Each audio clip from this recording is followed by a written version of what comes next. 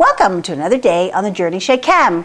Well, today's warm-up is first of all to do limiting and excess reagents, and then number 2 is just a straightforward heat problem. So you do the best you can, and I'll see you in a moment.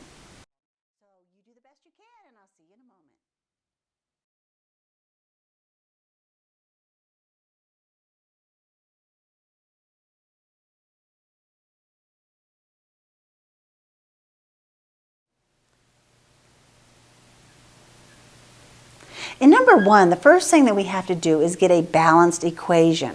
So I know that I have 4 carbons here, so I'm going to put a 4 here. I have 10 hydrogens, and therefore I'm going to have 5 waters. Now, in order to balance this, I need to look at my oxygens, and I have 8 oxygens here and 5 oxygens here. And the sum of those two numbers is 13. And I have O2, therefore I must use 13 halves. And then I cannot have a fraction, so I must multiply through by 2. So I get 2, 13, 8, and 10.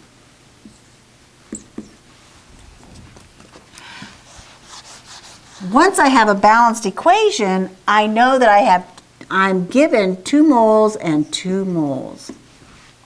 I'm going to ignore the fact that I have 2 moles here, and I want to determine if I have 2 moles in my recipe, and 2 moles is what I have, and there are 13 moles, and I want to find out what amount would it be required to use up these 2 moles. And therefore 2x equals 13, and x equals 19.5.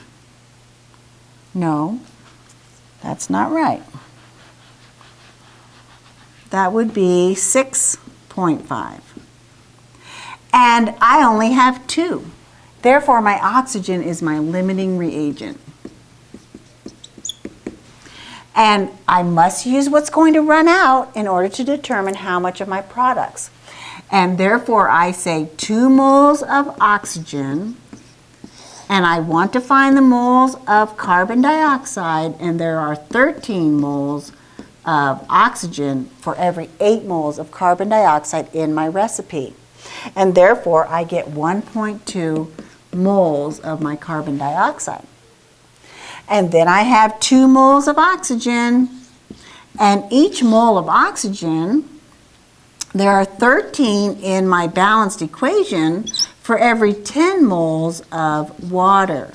And therefore, I get 1.5 moles of water.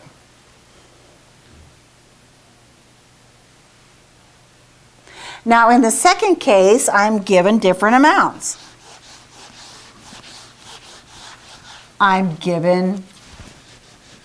So therefore, in this one, the limiting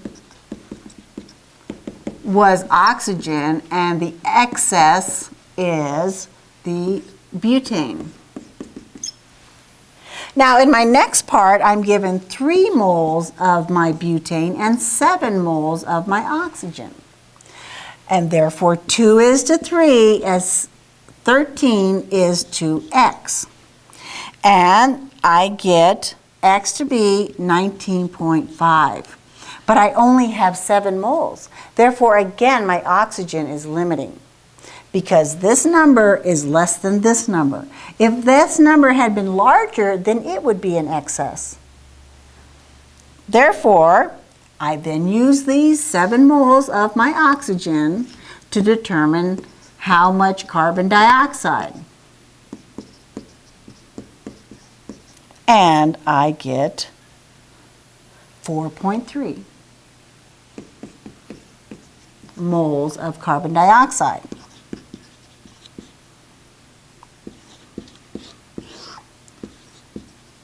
And then I do the same thing for the water. The ratio is 10 moles of water for every 13 moles of oxygen. And when I solve this, I get 5.4 moles of my water. Remember that I can only make as much of the recipe as I can for the material that runs out, because if the material runs out, I can't make the whole recipe. So the amount depends on which one will run out. And that's how you do number 1.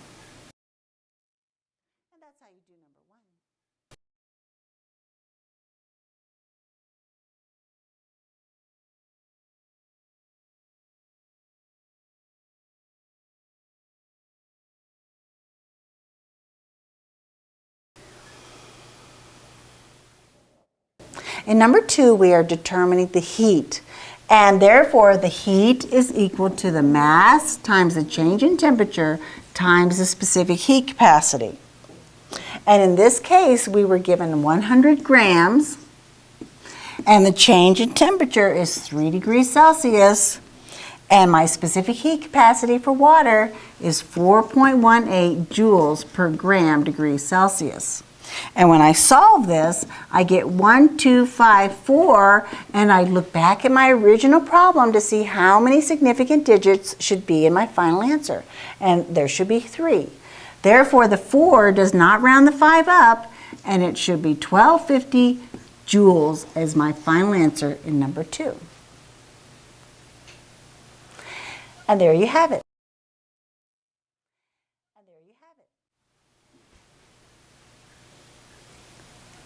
Enthalpy is just a fancy word for heat. And sometimes we like to use special words for these things. And so next time you go outside and it's cold, you can just say, I need a little enthalpy. And everybody will go, wow, where'd you learn that word? And it was chemistry. And we use enthalpy in a lot of the sciences. And what we're going to do here is we're going to find the heat of a reaction. And the change in the heat of the reaction, and my abbreviation for reaction is RXN, equals the sum, and that's a capital sigma, a Greek letter, is the change in the heat of the reactants minus the change in the heat of the, reactants, products. Minus reactants. Most things in chemistry are products minus reactants 99% of the time. So this is products minus reactants. And what we're going to do is we're going to use the combustion of methane.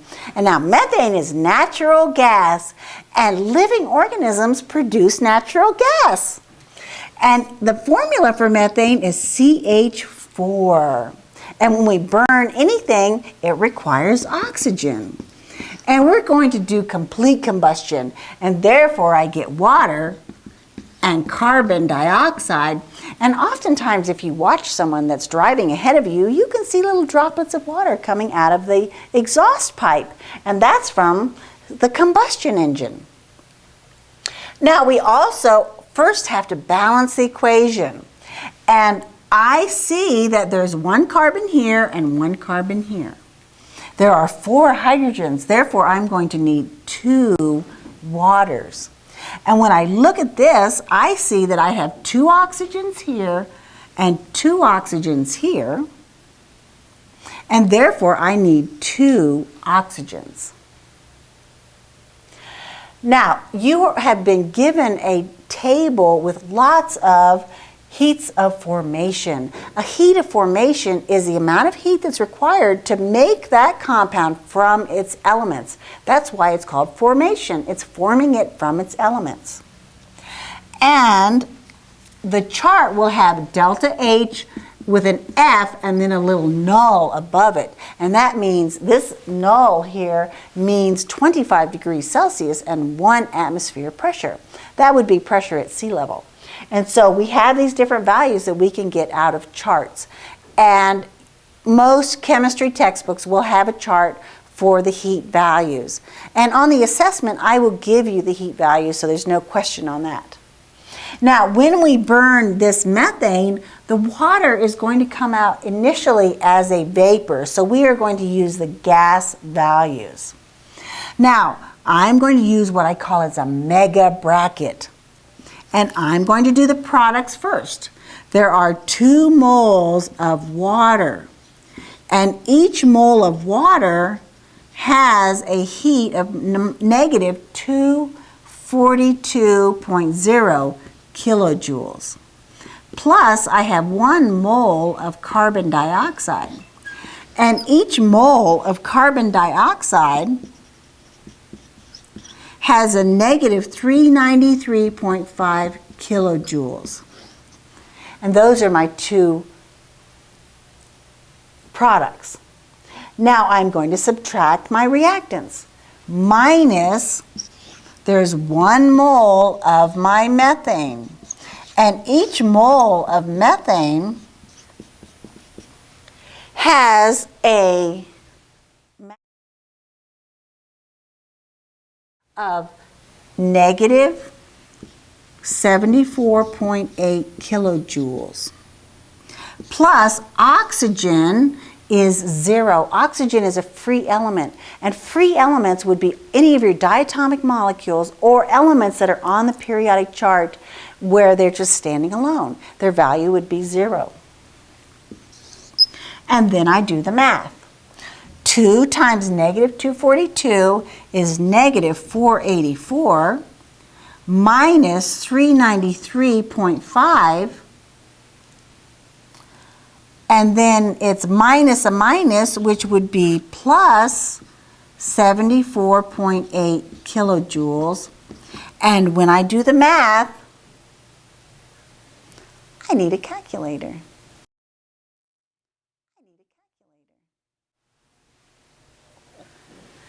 Oh, we love that calculators will do this work for us. So I calculated it, and what you have to be careful of is those signs. Yes, because a negative and a negative gives me a negative value, and I add this one and I get negative 802.7 kilojoules. And the negative means it's an exothermic reaction, and we're going to discuss the exothermic reactions in just a moment. Now, this is the one that was given to you on worksheet where you are shown this math, but I wanted to go through it with you so that you understand enthalpy.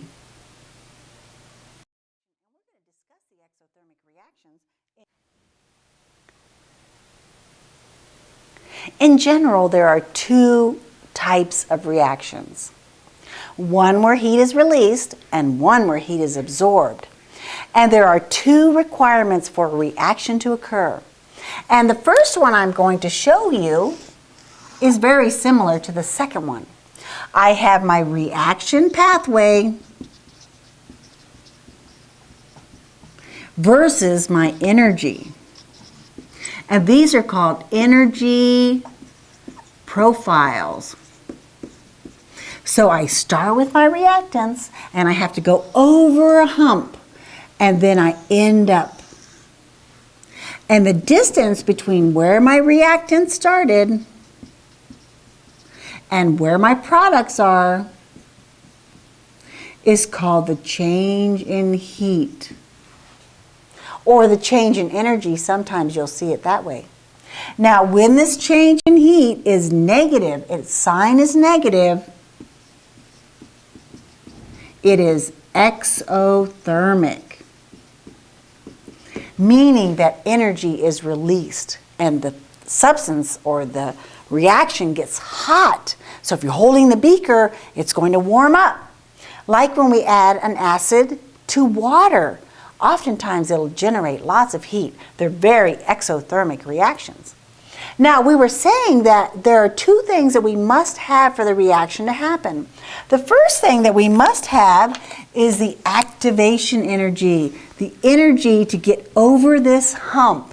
And this is called the activation energy. And the symbol is energy of activation, E sub A, for activation energy. That's the minimum energy necessary for the reaction to occur. But we need one other thing. Up here we have what is called the activated complex. Now, it's much more likely for a reaction not to happen than it is for it to happen. like 10 to the 13th times, things have to bang into each other and nothing happens because it must have the correct collision geometry. They must have a puzzle-like fit. And sometimes I draw it like this, and the other molecule must be like this. So they fit together. So they must form the activated complex and have the correct collision geometry. Those are the two things that are required for a reaction to occur. Now the second type that is very much like this, it has the same parts of the energy profile, but it ends in a different place. It starts with the reactants, it goes over the hump, and it ends up higher. And therefore my delta H is positive. So I see that my sign is positive when I do the heat of a reaction. If the sign is positive, it's endothermic, and it will get colder because it absorbs the heat from the surroundings, and it feels cold. Those are the two types of energy profiles that we have. The negative exothermic and the positive endothermic. Those are the two types. Well, there you have it. We learned a lot today. We learned about enthalpy and the heat of a reaction. We learned about energy profiles and activation energy. And oh, one more thing. If I have a catalyst, I'll lower that activation energy so the hump's not so big. It can get over that hump a lot easier with a catalyst, making the reaction go faster. Well, that was some fun, and thanks for being here, and we'll see you tomorrow.